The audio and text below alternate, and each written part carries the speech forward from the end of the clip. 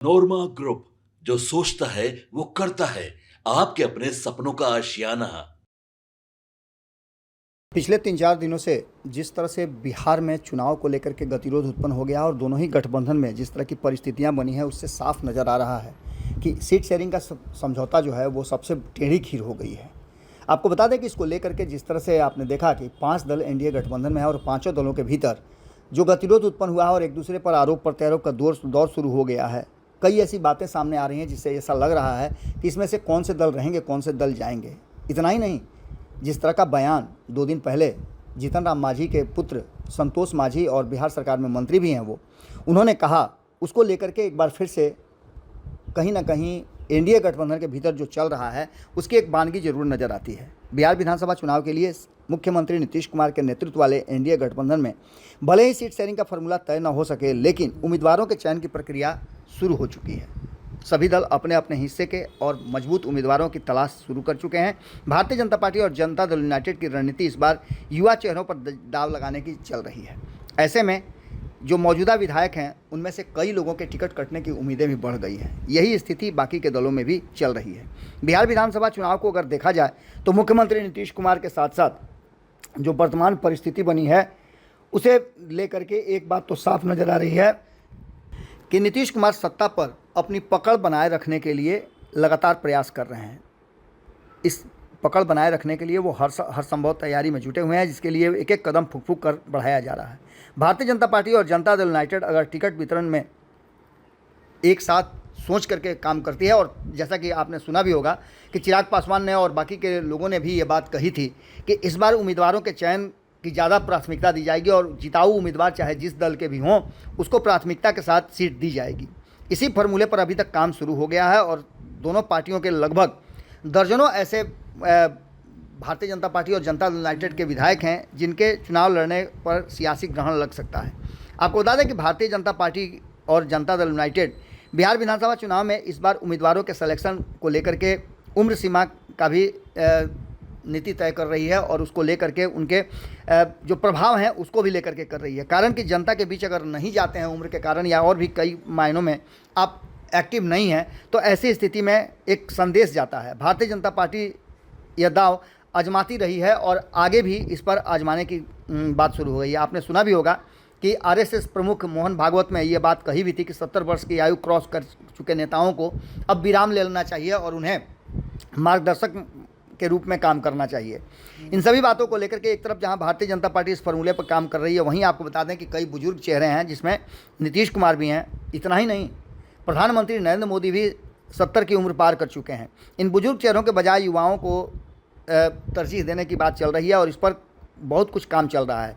मैदान में नए लीडरशिप को उतारने की तैयारी शुरू हो गई है। जैसा कि हमने पहले भी आपको बताया था कि ये 2025 का चुनाव जो है वो काफ़ी कुछ बदलाव का चुनाव होने वाला है, क्योंकि अब इस चुनाव के बाद आपको जयप्रकाश नारायण के आंदोलन से जुड़े नेताओं की संख्या बिल्कुल ही नगण्य के बराबर हो जाएगी। गिने चुने लोग ही अब चुनावी मैदान में या फिर सक्रिय राजनीति में रह जाएंगे।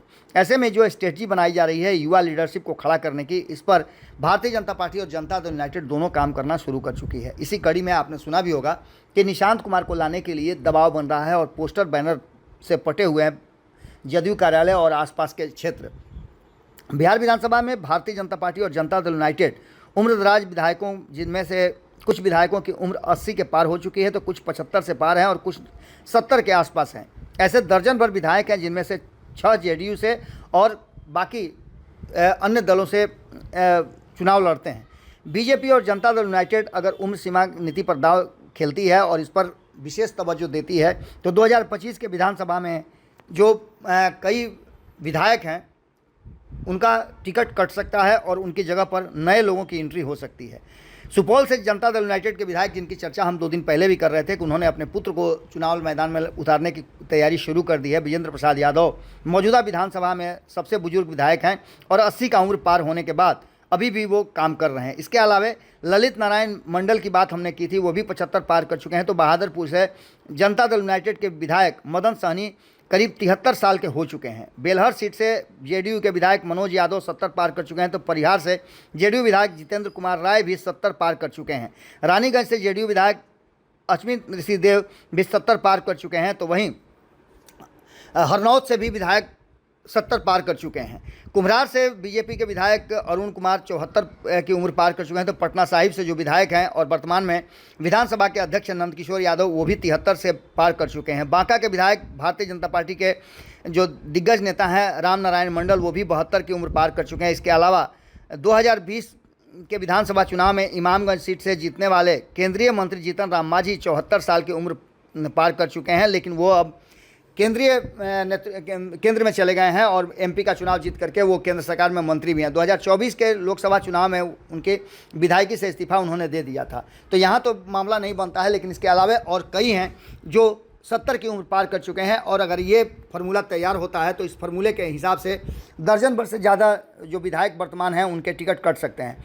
बिहार विधानसभा चुनाव में सियासी दल अपने सिपाहसालारों को उतारने की तैयारी शुरू कर चुके हैं, जिसके लिए सीट वाइज सर्वे भी कराया जा रहा है। ऐसे में भारतीय जनता पार्टी, जनता दल यूनाइटेड दोनों ही पार्टियां इस बार बहुत ही सोच समझकर कैंडिडेट के सिलेक्शन करने की प्लानिंग बना रही हैं। उम्र सीमा और पार्टी की रणनीति में फिट बैठने वाले विधायकों का टिकट काटा जा सकता है। इस फहरिस्त में जनता दल यूनाइटेड के विजेंद्र यादव, ललित नारायण यादव मंडल जैसे कई नेता शामिल हैं। इसके साथ साथ नंदकिशोर यादव, अरुण सिन्हा, जिनकी चर्चा हम पहले से भी करते आ रहे हैं कि ये सभी अपने पुत्र को चुनाव लड़ाने की तैयारी शुरू कर चुके हैं। 2024 के लोकसभा चुनाव और उसके बाद हुए कई राज्यों में विधानसभा के चुनाव के बाद भारतीय जनता पार्टी ने एक स्ट्रेटजी के तहत अपने उम्रदराज विधायकों को आराम दिया था और युवा नेताओं को टिकट दिया था। जो वरिष्ठ नेता हैं उनके टिकट पर ग्रहण लगा था और कई लोगों को चुनाव लड़ने से वंचित किया गया था। भारतीय जनता पार्टी में का अपने बुजुर्ग नेताओं को टिकट काटने का दांव सफल रहा, चाहे महाराष्ट्र की बात कर लें हो या हरियाणा की बात करें, दिल्ली चुनाव की बात कर लें।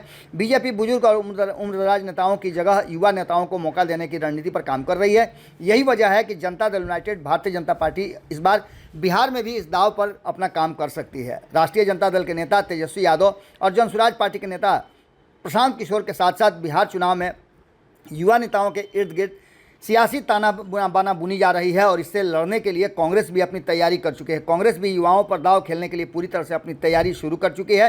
ऐसे में अगर भारतीय जनता पार्टी और जनता दल यूनाइटेड या एनडीए गठबंधन बुजुर्ग नेताओं को उतारता है तो ये लड़ाई थोड़ी कमज़ोर पड़ सकती है। इस स्ट्रेटजी को देखते हुए कई प्रभारी और सहप्रभारी जो हैं वो काम करना शुरू कर चुके हैं। बिहार विधानसभा चुनाव में विपक्ष के युवाओं पर फोकस देखते हुए नीतीश कुमार ने पहले ही युवा आयोग बनाने का ऐलान कर दिया था।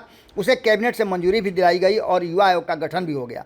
बिहार में युवाओं को रोजगार के अवसर उपलब्ध कराने, प्रशिक्षित करने, सशक्त बनाने और सक्षम बनाने की रणनीति पर नीतीश कुमार काम कर रहे हैं। ऐसे में युवा आयोग के गठन के बाद युवाओं पर विशेष फोकस किया जा सकता है। बिहार युवा आयोग के 1 अध्यक्ष, 2 उपाध्यक्ष और 7 सदस्य हैं, जिनकी अधिकतम आयु सीमा 45 वर्ष निर्धारित की गई है। ऐसे में साफ है कि विधानसभा चुनाव में युवाओं पर दाव खेलने के लिए जदयू और बीजेपी दोनों अपनी तैयारी कर चुकी है और ये स्ट्रेटजी भारतीय जनता पार्टी के साथ साथ एनडीए घटक दल के सभी दलों पर लागू होता है।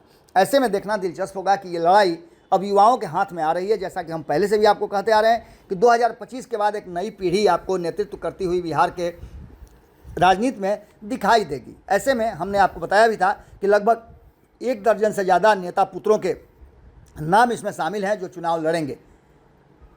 आगे की रणनीति और राजनीति किस तरह से होती है इस पर हमारी नज़र बनी हुई है। जो इंटरनल खबरें आ रही हैं उसमें नीतीश कुमार और भारतीय जनता पार्टी के शीर्ष नेतृत्व के बीच में और एनडीए घटक दल के बाकी के नेताओं में भी ये सहमति बन चुकी है। अब देखना होगा कि इस बार जब सीट शेयरिंग का समझौता होता है और उम्मीदवार उतारे जाते हैं तो क्या कुछ निकल के सामने आता है। लड़ाई कड़ी है और महागठबंधन भी अपनी तैयारी कर रहा है। ऐसे में भारतीय जनता पार्टी और जनता दल यूनाइटेड के साथ साथ एनडीए के बाकी के घटक दल भी इस स्ट्रेटजी पर काम करेंगे, ऐसा प्रतीत होता है। जुड़े रहिएगा भारत लाइव के साथ। अगर आपके मन में कोई विचार हो या इस विश्लेषण के बाद आप कोई राय देना चाहते हैं तो जरूर दीजिए। बहुत बहुत धन्यवाद। आपके सपनों को हमने सजाया है, ई होम्स पैनोरामा को हमने बनाया है। ई होम्स मेरा एक सपना था जिस पे मैं पिछले 4 साल से काम कर रहा था। हमने जो बनाया है वो सबने है माना। ई होम्स पैनोरामा में हो आपका भी आशियाना। और फाइनली हमने 2021 में इस प्रोजेक्ट को लॉन्च किया। बहुत लोग अप्रिशिएट कर रहे हैं कि पूर्णिया जैसे शहर में, बिहार के, एक तो बिहार की बात करें उसमें भी पूर्णिया जैसे छोटे जगह में इस तरह का लाइफस्टाइल देना, ये सुन के हम लोगों को बहुत अच्छा लगता है। ई होम्स में हमने कुछ और भी किया है, जैसे हम जिस जगह में रह रहे हैं हमारे फैमिली सिक्योर हो, उनको सिक्योरिटी का ध्यान में रखा है। आपकी सुविधा और सुरक्षा आपके लिए खास है। ये आपका विश्वास है। इसमें आर्टिफिशियल इंटेलिजेंस का 7 लेयर सिक्योरिटी का हमने इस्तेमाल किया है। लस ग्रीन कैंपस को बनाया है। यदि हमारा बाउंड्री वाल है तो वो वर्टिकल गार्डन है। ये जितनी भी फैसिलिटी होता है एक इंटरनेशनल टाउनशिप में ई होम्स है, ये हम लोग विश्वास नहीं कर पा रहे हैं। जो भी हमारे मित्र दोस्त या जो भी हमारे बाहर के बाहर आते हैं तो हम लोगों को बहुत अच्छा सुनने को मिलता है और बहुत अच्छा क्रेडिट मिल रहा है। वो सारा हमने सिर्फ एक बिल्डिंग नहीं बनाया, हमें एक बहुत अच्छा लाइफस्टाइल दिया ई होम्स में, और मेरा एक सपना था जिसको मैं आज फुलफिल होते हुए देख पा रहा हूँ। ये आपका आवास है। ई होम्स पैनोरामा में अब आपका निवास है। E Homes Panorama, luxurious lifestyle redefined. Panorama group, जो सोचता है वो करता है। अगर ये वीडियो पसंद आई और वह बिहार के राजनीति और बिहारियत से सरोकार रखेनी तो सब्सक्राइब बटन दबा के चैनल के सब्सक्राइब कर ली। ओजे एगो घंटी बा, ओकरा बटन दबा देला से कुल सटीक और मारक खबर रुआ मुफ्त में मिल जाई। अगर रुआ पत्रकारिता के हमनी के नया प्रयोग में सहयोग कर चाहतानी तो ज्वाइन बटन दबा दी। पेटीएम नंबर नोट कर ली 9386816700।